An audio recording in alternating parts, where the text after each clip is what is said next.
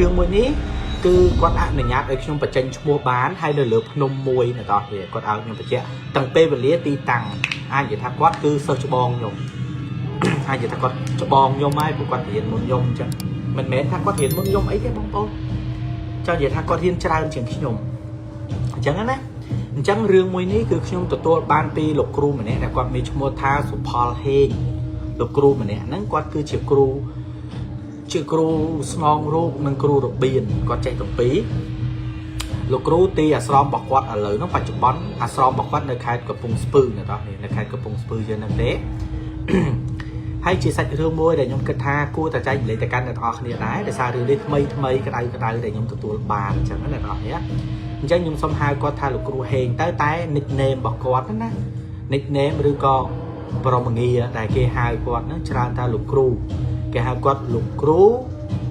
លោកគ្រូតសៃទឹកគេហៅគាត់តែអញ្ចឹងអ្នកនៅខាងកំពង់ស្ពឺស្គាល់គាត់ហ្នឹងហៅលោកគ្រូហេងនេះណាគាត់នឹងរៀនអាគមតាំងពីឆ្នាំ1997 98គាត់រៀនយូរហើយនៅតាមនេះតែកាលហ្នឹងគាត់មិនទាន់ចូលព្រៃចូលអីទេអញ្ចឹងយើងនិយាយត្រឹមតែគាត់ រៀនអំឡុងពេលនៅក្នុងឆ្នាំ2006 2004 2006 2008 2007អីហ្នឹងគឺល្បាក់ 4-5 ឆ្នាំដែលគាត់បានរៀននៅក្នុងព្រៃការពិតអ្នកទាំងអស់គ្នាប្រវត្តិរបស់លោកគ្រូហេងហ្នឹងគាត់គឺជាគ្រូពីដំបូងឡើយគាត់រៀនអត់មានគ្រូទេគាត់រៀនអត់មានគ្រូបងប្អូនគាត់តាមព្យាយាមរកគ្រូអាគមដើម្បីគាត់រៀនដែរតែក៏រកនៅក្នុងស្រុកហ្នឹងវាអត់មានអ្នកទាំងអស់គ្នានៅក្នុងឆ្នាំ1999 នៅក្នុងឆ្នាំ1999ណារហូតមកដល់ឆ្នាំ2003គឺគាត់រៀនដោយការសុំពីចាស់ព្រឹទ្ធាចារ្យពីលោកឬក៏ពីអ្នកដែលគេចេះតិចតួចគាត់ចេះតែសុំគេនៅនេះមួយមេនៅនោះមួយមេអញ្ចឹងមកយកមកចងក្រងទុកអញ្ចឹងណានឹងសម្រាប់លោកគ្រូហេងគាត់ប្រាប់ខ្ញុំណាអញ្ចឹងគាត់ហ្នឹងពីដំបូងឡើយគឺអត់មានគ្រូទេក៏នៅក្នុងឆ្នាំ2005 2004 2005ហ្នឹងអ្នកនរគ្នាគាត់ហ្នឹងលក្ខណៈដូចថាលោកគ្រូគាត់បានទៅស្គាល់នឹងមនុស្សម្នាក់គាត់បានទៅស្គាល់មនុស្សម្នាក់ហ្នឹងគាត់ហ្នឹងគឺជាគ្រូដែលពិបស្សនាគ្រូដែលគេចេះមុនវិជាការនៅលើភ្នំអីចឹងណាគាត់ក៏បានជួបជាមួយលោកគ្រូម្នាក់ហ្នឹងដោយចៃដន្យទេគាត់ជួបដោយចៃដន្យណាគាត់ក៏បានស្ពះដល់បាតជើងលោកគ្រូហ្នឹងគាត់សុំគេហ្នឹងធ្វើគ្រូតែគ្រូម្នាក់ហ្នឹងគេអត់បានបរៀនគាត់ទេស្ដាប់ទេបងប្អូនគ្រូម្នាក់ហ្នឹងអត់បានស្ដាប់គាត់ទេហើយក៏អត់បានទទួលគាត់ដែរងាប់បើក Bluetooth ចូលមីក្រូស្ដាប់ពេញរោងប៉ុនយ៉ាហ៊ីគាត់ដល់ថ្នាក់ហ្នឹងលោកពេកអូខេបងប្អូនអញ្ចឹងកាលហ្នឹងលោកគ្រូហេងហ្នឹងគាត់សុំគ្រូម្នាក់ទៀតហ្នឹងរៀនតែគេអត់ទទួលតែគ្រូម្នាក់ទៀតហ្នឹងបានប្រាប់គាត់ថាបើចង់រៀនរបៀនអ្នកលេងរបៀនណាអ្នកលេងក្បួនត្រៃវ៉េតបើសិនជាកូនឯងចង់រៀនអាគមបែបហ្នឹងកូនឯងទៅរៀននៅភ្នំត្បែងទៅកូនឯងចូលទៅភ្នំត្បែងទៅព្រោះកាលហ្នឹងគេថាគ្រូនៅក្នុងភ្នំមានច្រើនគ្រូពាក្យច្រើនណាគេលេងគេរៀននៅក្នុងព្រៃច្រើនកូនឯងទៅដើររកគ្រូរៀនទៅប៉ះគ្រូណាសុំគេបរៀនទៅតែឪមិនអាចបរៀនកូនបានទេដោយសារតម្រាដែលកូនចង់រៀននិងតម្រាដែលឪកំពុងរៀនគឺវាខុសគ្នាដើរផ្លូវផ្សេងគ្នាវាអត់ដូចគ្នាទេនៅពេលដែលគាត់ទទួលបានតម្រុយថាគាត់ត្រូវទៅភ្នំត្បែងគាត់ទៅរៀននៅកន្លែងហ្នឹងអ្នកនរគ្នាគាត់ក៏សម្រេចចិត្តលាប្រពន្ធលាកូនគាត់ដើម្បីទៅរកគ្រូរៀនអាហ្នឹងខ្មែរយើងហៅពីដើមគេថាតាមរកគ្រូគេថាតាមតម្រាគ្រូណាអ្នកដែលទៅរៀនរកគ្រូយល់ទេកូនទាំងអស់គ្នាអញ្ចឹងគាត់ក៏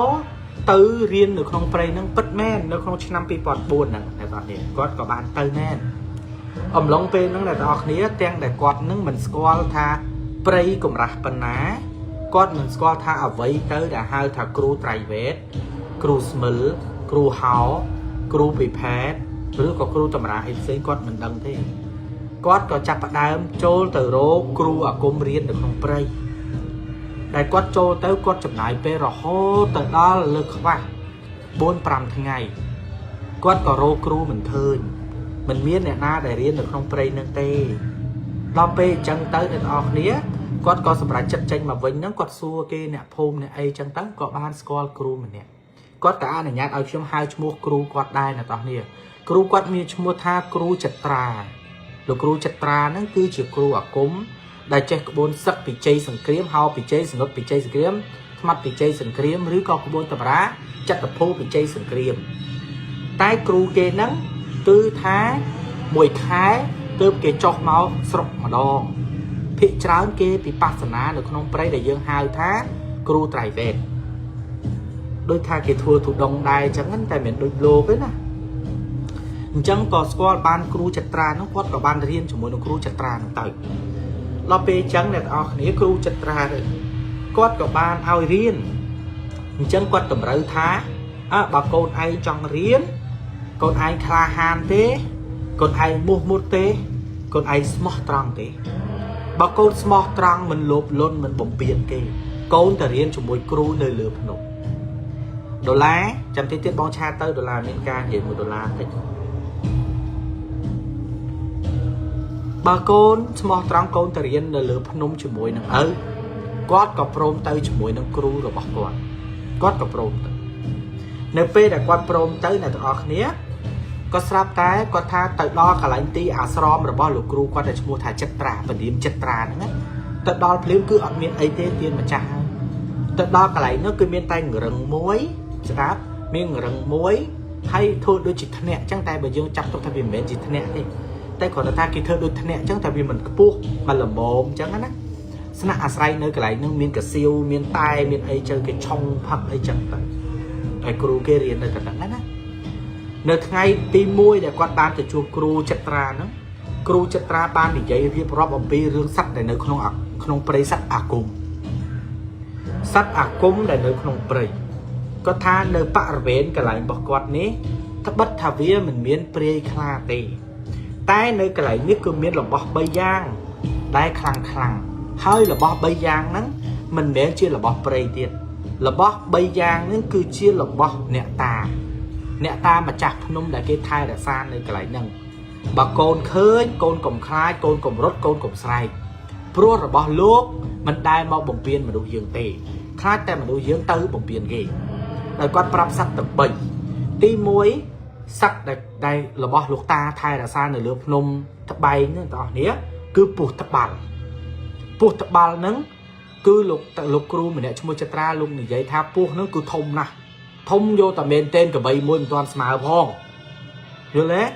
ក្របីមួយមិនទាន់ស្មើវាផង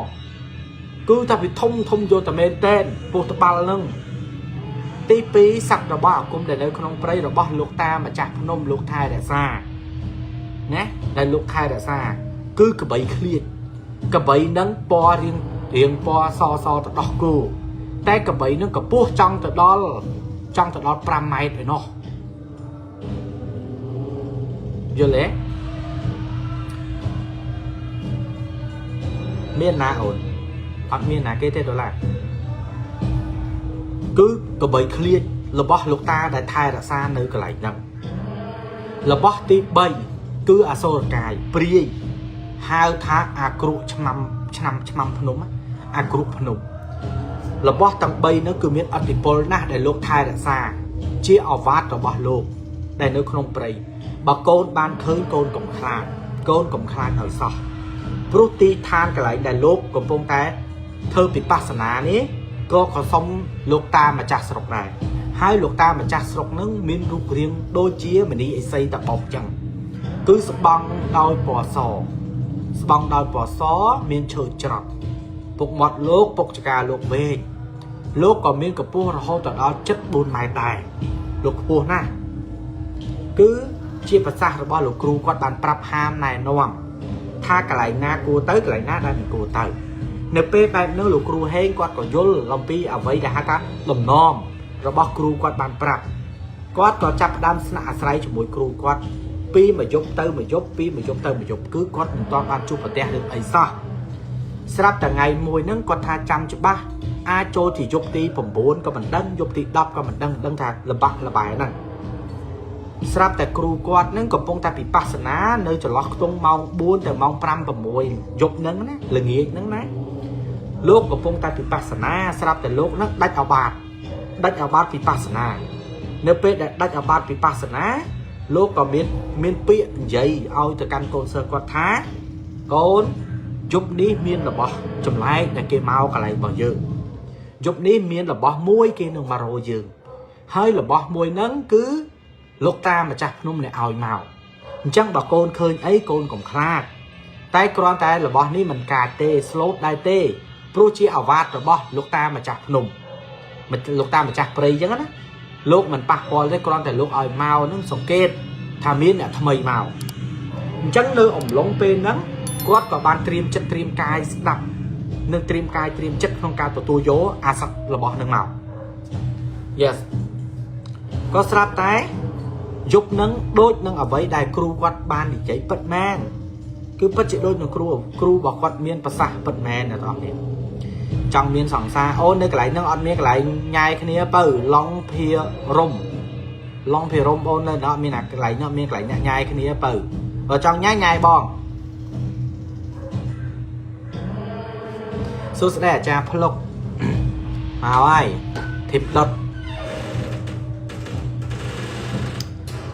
នៅពេលអំឡុងបែបហ្នឹងអ្នកទាំងអស់គ្នាគាត់ក៏ស្ដាប់តាមអ្វីដែលគ្រូគាត់មានប្រសាសន៍ថាយប់ហ្នឹងមានរបស់លោកម្ចាស់សុកមកម្ចាស់ព្រៃមកដោយលោកគ្រូរបស់គាត់នោះតម្រូវឲ្យគាត់ហ្នឹងឡើងទៅគេនៅលើអាធ្នាក់ដែលគាត់បានកាត់ហ្នឹងយល់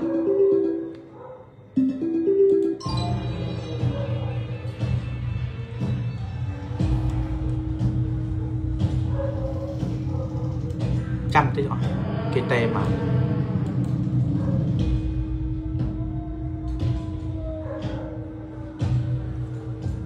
គ្រូរបស់គាត់តម្រូវឲ្យគាត់ហ្នឹងទៅគេនៅលើអាធ្នាក់ដែលកាត់ហ្នឹងតែធ្នាក់ហ្នឹងវាមិនធំទេគាត់ថាមកល្មមណាអាចដេក2នាក់បានណាមកល្មមអញ្ចឹងទៅគាត់ក៏ឡើងទៅដេកធ្នាក់ហ្នឹងបើនិយាយទៅមកកពស់ក្បាលមនុស្សយើងណាកូនមកកពស់ក្បាលមនុស្សយើងឈរដែរហ្នឹងណាធ្នាក់ហ្នឹងណាគ្រូរបស់គាត់ជប់ឡើងក៏គាត់ពិបស្សនានៅខាងក្រោមហ្នឹងនៅខាងក្រោមកន្លែងដែលគាត់ពិបស្សនាហ្នឹងណាកូនគាត់ក៏អង្គុយពិបស្សនានៅទៅហ្នឹងស្រាប់តែចូលល្បាក់ខ្ទង់ម៉ោង 9:10 ព្រៃក៏វាស្ងាត់មែនព្រៃស្ងាត់ដូចនឹងព្រៃខ្លាមកអញ្ចឹងព្រៃចាប់ដើមស្ងាត់កូនថាទៅវាស្ងាត់តាំងពីដើមហើយព្រៃតែគ្រាន់តែវាបាត់អាសំឡេងសត្វកតេះឡង់សត្វរៃសត្វអីវាយំបាត់សលេងចាប់ដើមបាត់សលេងណាអាកាសធាតុក៏វាធម្មតាដែរវាអត់មាននឹងអីដែលកើតឡើងគ្រាន់តែវាស្ងាត់អំឡុងពេលដែលស្ងាត់ហ្នឹងគ្រូរបស់គាត់ហ្នឹងលោកគ្រូចិត្រាហ្នឹងគាត់ហ្នឹងក៏អុជទៀនមកដើមនៅតំណឹងប្រកាត់ភ្លើងនៅតែប្រកាត់ទេព្រោះអ្នកនៅក្នុងព្រៃអ្នកណាក៏គេប្រកាត់ដែរអុជទៀនមកដើមដាក់នៅគៀនខ្លួនគាត់ខាងស្ដាំយល់ទេគៀនខ្លួនគាត់ខាងស្ដាំស្រាប់តែមកសបកក្រោយហ៎កូនឯងយល់ថាអ្វីដែលគាត់ឮសំឡេងដែលគាត់ឮគឺសំឡេងរបស់លោកគ្រូហេងគាត់ថាគាត់ឮសំឡេងមួយដូចគេកាច់មេឈើបំបាក់អញ្ចឹងឮសូរប្រុកមកហ្មងគាត់ថាឮសំឡេងហ្នឹងហ្មងឮប្រុកគាត់ថាឮសំឡេងបើតាមដែលគាត់ស្ដាប់ទៅអត់ចិត្តទេគាត់ថាអាច40ម៉ែត្រម្ដងកន្លែងគាត់គឺឮសំឡេងហ្នឹងហ្មងឮសូរប្រុកមកគាត់ចាប់ផ្ដើមអត់ដែរជួបរឿងចឹងផងចាប់ផ្ដើមរៀងបាក់រៀងចង់ខ្លាចកូនគេខ្មែរគេថាចាញ់ច្រាបក្បួនភ្លើងគេហៅចាញ់ច្រាបចាប់ផ្ដើមបាក់ស្រុបគាត់ចាប់ផ្ដើមរៀងថយខ្លួនរៀងដកអារម្មណ៍ដកព្រលឹងដល់ខៅមួយអើយនឹងស្អីទេស្រាប់តែគ្រូគាត់នឹងនិយាយហៅគេហៅថាមកចូលមកគាត់ថាចូលមកអ្នកអើយចូលមកណាមានការអីចូលមកលោកឲ្យមកផ្ដាំអីប្រាប់មកអញ្ចឹងណាលោកឲ្យផ្ដាំប្រាប់អីអញ្ជើញចូលមកអ្នកស្រាប់តែសំលេងកូនសំលេងដែលដើរមកហ្នឹងគឺមិនមែនជាសត្វអីទេគឺមនុស្សស្រីកូនគ្រូហេងគាត់និយាយថាមកជីវិតរបស់គាត់ក៏អត់ដែរឃើញរឿងហ្នឹងទេអត់ដែរជួបហ្មងគាត់ថាពួកគេដូចកេណរៃនៅលើឋានសួគ៌អញ្ចឹងពួកគេហ្នឹងឯងដូចកេណរៃអញ្ចឹងដូចស្រីឋានសួគ៌ចាញ់មកកូនស្លៀកក្បិនស្លៀកអីស្អាតហ្មងដូចមនុស្សជំនាន់ដើមអញ្ចឹងស្រាប់តែគាត់ថាចាញ់មកដល់ភ្លាមពីកន្លែងគ្រូគាត់ទៅដល់កន្លែងអ្នកនឹងគាត់ថាចន្លោះគ្នាស្ទើរតា7-8ម៉ែត្រគេនៅទីល្ងិតមួយទៀតគ្រូរបស់គាត់នៅតែនេះ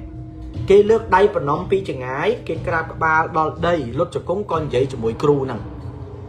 តែអត់ដឹងថានិយាយភាសាអីទេកូនមិនដឹងថានិយាយភាសាអីទេឮតែគ្រូរបស់គាត់ហ្នឹងគាត់ថាអូយល់ឡាយទៀនយល់ឡាយផ្ដាំសួរសុកទុកលោកម្ចាស់ផ្ដាំសួរសុកទុកលោកតាដែលម្ចាស់ថែរក្សានៅកន្លែងហ្នឹងផងថាចាំគាត់ប្រាប់កូនសិស្សគាត់អញ្ចឹងណាអញ្ចឹងវាត្រូវពាក់ព័ន្ធជាមួយនឹងលោកគ្រូហេងហ្នឹងដែលគេមកប្រាប់ហ្នឹងណាស្រាប់តែគាត់និយាយថាគ្រូគាត់និយាយអត់តន់ផុតពីមាត់ទេគាត់ថាកតុយពោះ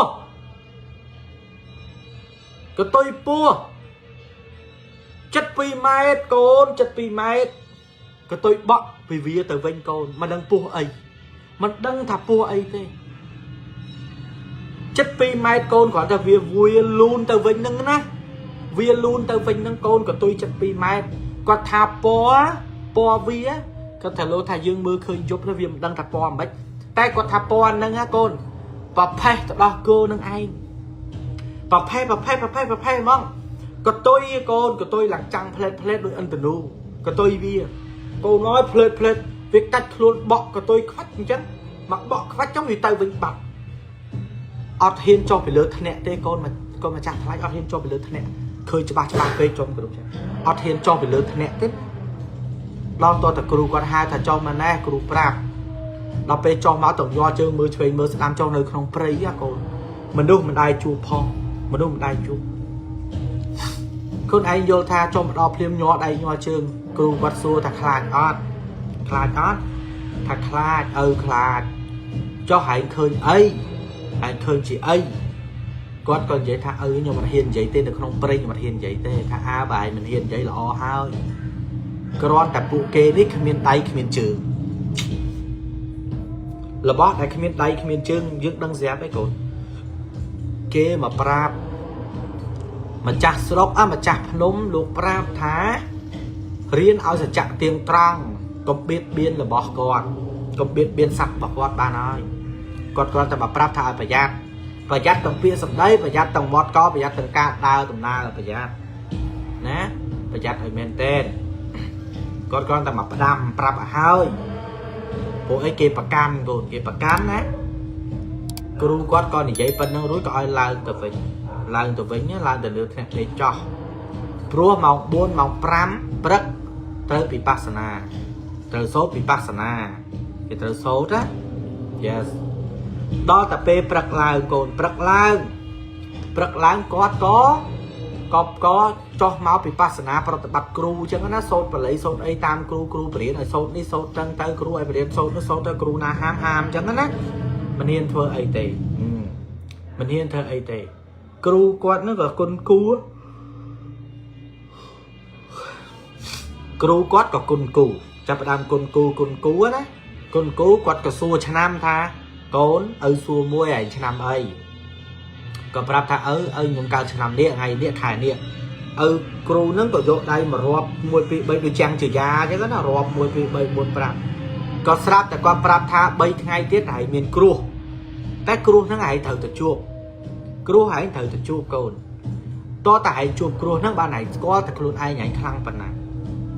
យល់ទេអញ្ចឹងមុននឹងគាត់ជួបគ្រោះហ្នឹងគាត់ឲ្យសូត្របល័យតាមគាត់បជាគ្រោះ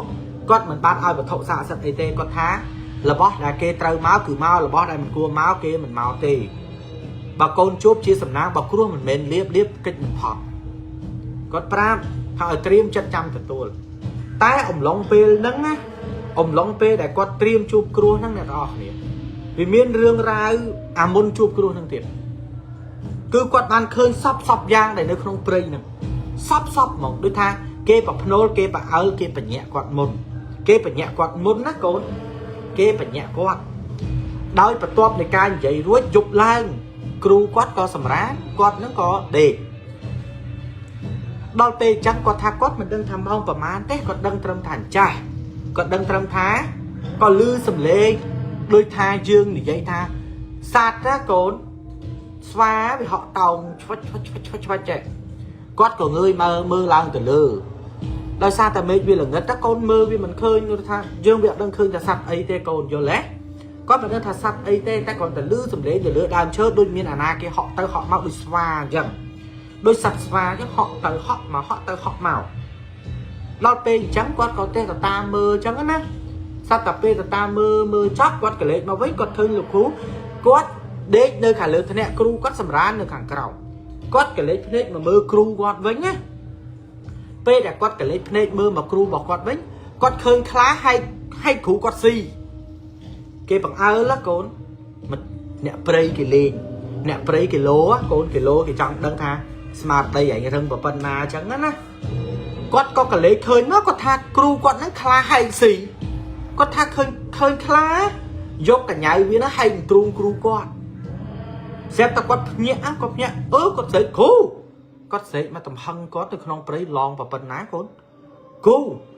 sẽ tập nhẹ mà bắt cụ quạt ngược mắt thôi mà đá con ọt khơi kha khơi ấy thế ọt khơi ấy tập ọt con cụ quạt số cát ấy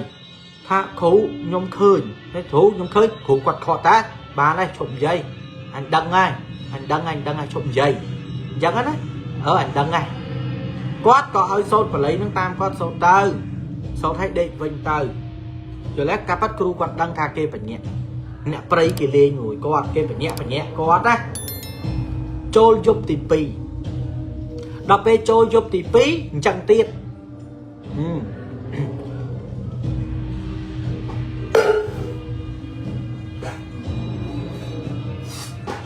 mà đập mai vậy thứ có của mà còn bên à lên mà đập máy thứ có ấy mà còn bên anh nó comment này cho cụ lúc lọc cái trao lên mình hả thôi nha bọn vậy mình tên nó không thôi nhẹ nhai cái nia mình tên một ở đó có ngọc đây thôi nhé nhôm vậy bật like nữa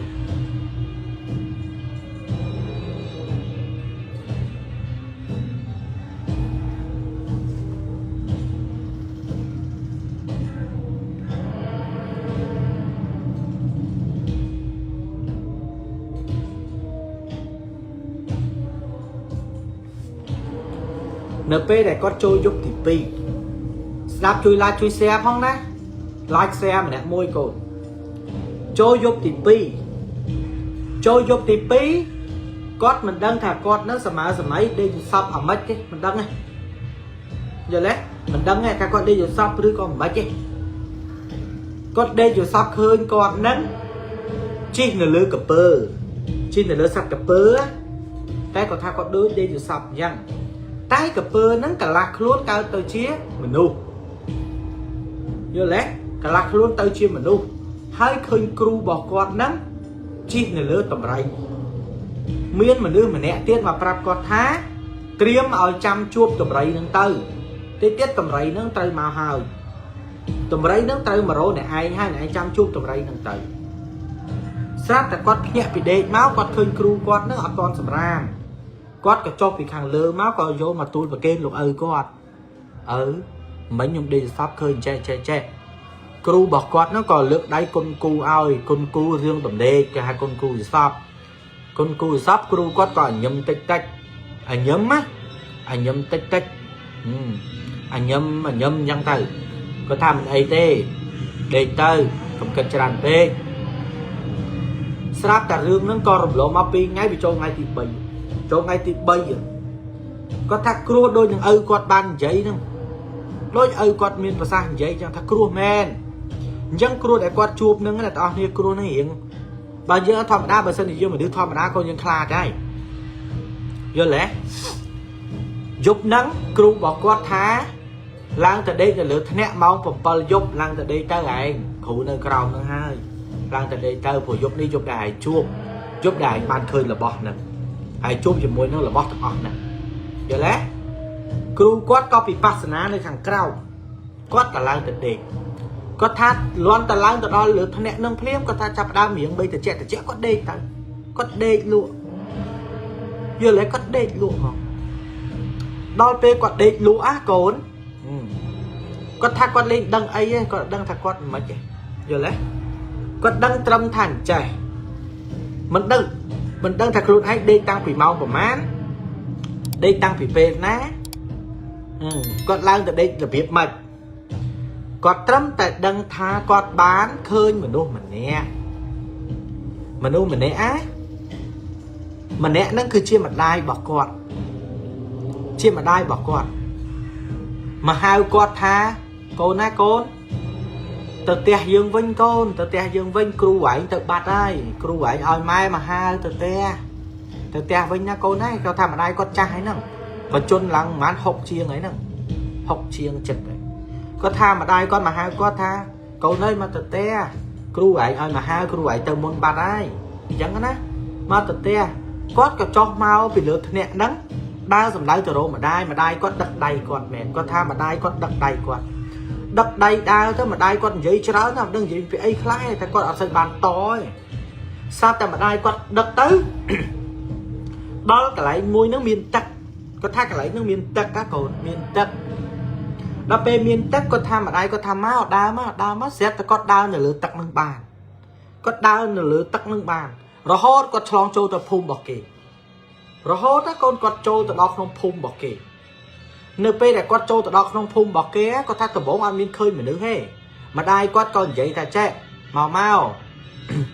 កកូនភូមិរបស់យើងគេឥឡូវគេរុះរើអស់ហើយឥឡូវមកម៉ែធ្វើផ្ទះថ្មីហើយឯងមកនៅមកស្រាប់តែគាត់ថាគាត់ចូលទៅដល់ភ្លាមណាកូនចូលទៅដល់ភ្លាមគាត់ថាភូមិហ្នឹងចម្លែកមែនទែនហ្មងភូមិហ្នឹងមនុស្សស្រីអត់ពាក់អាវទេមនុស្សស្រីអត់ពាក់អាវទេចេញដើមទ្រូងកដាវាលក្មេងទូចមានអាទូចប៉ុនមកចង្អាមដៃក៏មានដែរគាត់ថាមកចង្អាមដៃក៏មានដែរគាត់ថាអ្នកខ្លះខ្លួនមនុស្សក្បាលមនុស្សខ្លួនមនុស្សតែរោមដៃរោមជើងដូចស្វាអញ្ចឹងដូចសត្វស្វាអញ្ចឹងអ្នកខ្លះមុខដូចមនុស្សយើងអញ្ចឹងមានចង្កូមជ្រូកចេញមកចាយកាត់ចេញមកចេះតែគាត់ថានៅក្នុងនឹងគាត់អត់ខ្លាចសោះអត់ខ្លាចពួកនឹងសោះយល់ទេកូនគាត់ថាអ្នកខ្លះទៀតតែអត់ដើរឯវាចេះខ្លួនមនុស្សក្បាលមនុស្សតែអង្គលចេះអង្គលវាចេះមិនពោះសពហ្មងកូននៅក្នុងហ្នឹងណាសពហ្មងស្រាប់តែមានមនុស្សម្នាក់មានដបងធំដើរចេញពីផ្ទះមួយមកកូនដើរចេញពីផ្ទះមួយមកក៏ចោកដៃកោងចេះក៏ចោកដៃកោងចេះដើរមកសំដៅមករោគាត់ថាអ្នកនឹងដើរសំដៅមករោគាត់ឲ្យមើលគាត់ចឹងណាស្រឡឹងមើលមុខគាត់ចឹងរួចសួរថាអ្នកឯងមកពីណាគាត់ក៏និយាយថាគាត់ម៉ែគាត់នាំមកថាម្ដាយខ្ញុំនាំមកម្ដាយខ្ញុំឲ្យមកនេះចឹងណាថាមកភូមិមកអីចឹងណាគាត់ថាចុះហើយមកដល់នោះហើយអត់ស្គាល់ភូមិនេះភូមិណាគេទេអីថាអត់ដឹងទេថាម្ដាយខ្ញុំអ្នកនាំមកគាត់ចង្អុលថាចុះណាម្ដាយឯងមួយណាម្ដាយឯងគាត់ក៏ចង្អុលរហូតម៉ែគាត់ចេះម៉ែខ្ញុំនៅហ្នឹងគាត់ចង្អុលណាស្រាប់តែអ្នកនៅចង្អុលឡើងទៅដើមឈើថានោះហ្នឹងមែនម៉ែឯងម្ដាយឯងនេះនោះស្រាប់តែគេថាហ្នឹងឯងម្ដាយខ្ញុំស្រាប់តែអ្នកនឹងសើចចាតែសើចសលេងចេញមកដូចគោលន់អញ្ចឹងសើចរួចថាចេះហើយមើលម្ដងទៀតមើលម្ដាយហើយឬក៏មិនមែនស្រាប់តែមើលម្ដងទៀតកូនមើលម្ដងទៀតពាក់កដាលពោះពាក់កដាលមនុស្សពាក់កដាលខ្លួនណាកូនពាក់កដាលខ្លួនមនុស្សពាក់កដាលពោះនៅលើហ្នឹងណា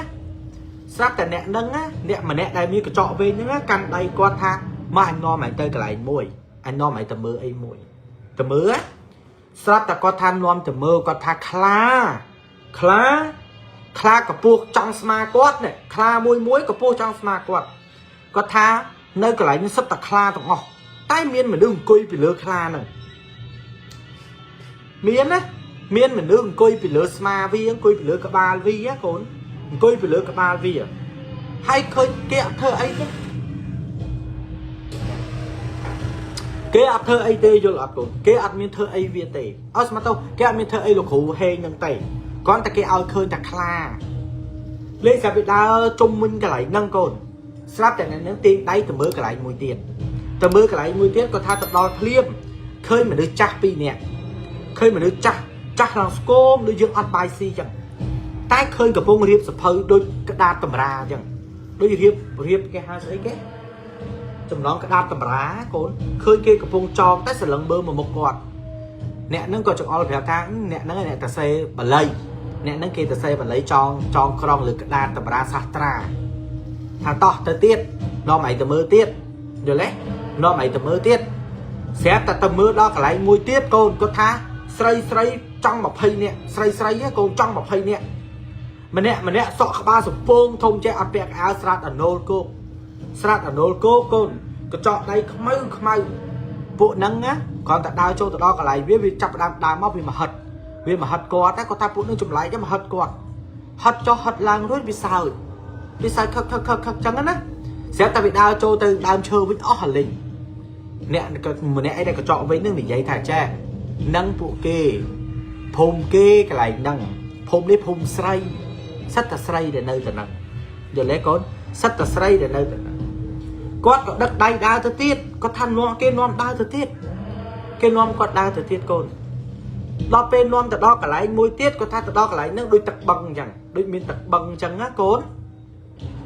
ដូចទឹកបឹងគេមួយអញ្ចឹងមកធ្លុកហើយកូន